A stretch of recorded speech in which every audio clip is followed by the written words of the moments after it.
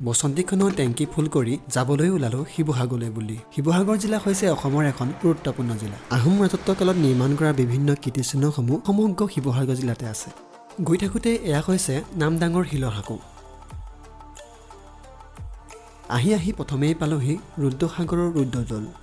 লক্ষীসিংহই ৰুদ্ৰসিংহৰ নামত এই ৰুদ্ৰদৌল নিৰ্মাণ কৰিছিল। আজি এই ভিডিঅ'টোত আপোনালোকক এফালৰ পৰা সকলোবোৰ দেখাই যাম।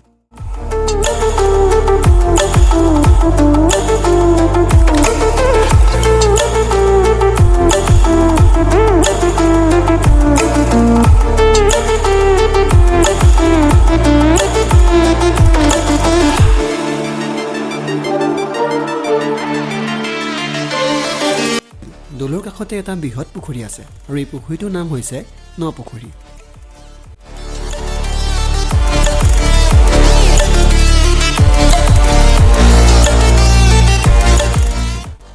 ৰ'ব প্ৰথমতে একাপ চাহ খাই লওঁ, তাৰপিছত লাহে লাহে সকলো কৈ আছোঁ।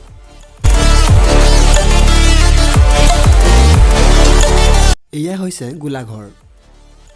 আহোম ৰাজত্বকালত এই ঘৰটো গোলা বাৰুদৰ ভঁৰাল ৰূপে ব্যৱহাৰ কৰা হৈছিল।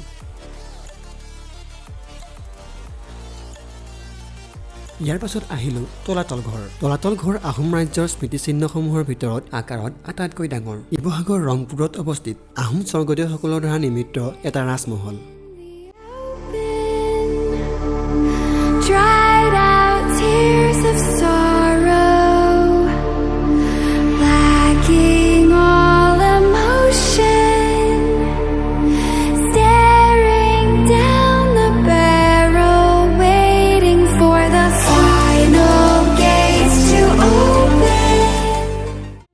এইবাৰ আহি পালোঁ ৰংঘৰ। ৰংঘৰ হৈছে এটা দুমহলীয়া ঐতিহাসিক পকীগৃহ, যাক আহোম শাসনকালত পেভেলিয়ন ৰূপে ব্যৱহাৰ কৰা হৈছিল।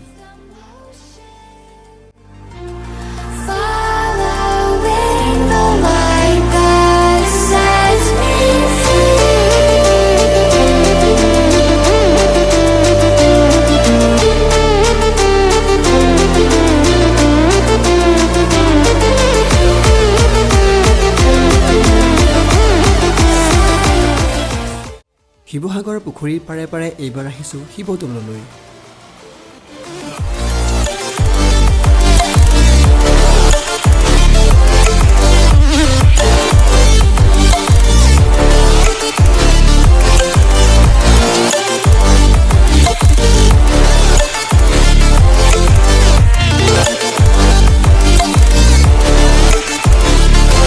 এইবাৰ আহিছোঁ কাৰেংঘৰ। কাৰেংঘৰ হৈছে আহোম চাহপাসকলৰ দ্বাৰা নিৰ্মিত এটা পিৰামিড আকৃতিৰ ৰাজমহল। শিৱসাগৰৰ গড়গাঁৱত কাৰেংঘৰ অৱস্থিত।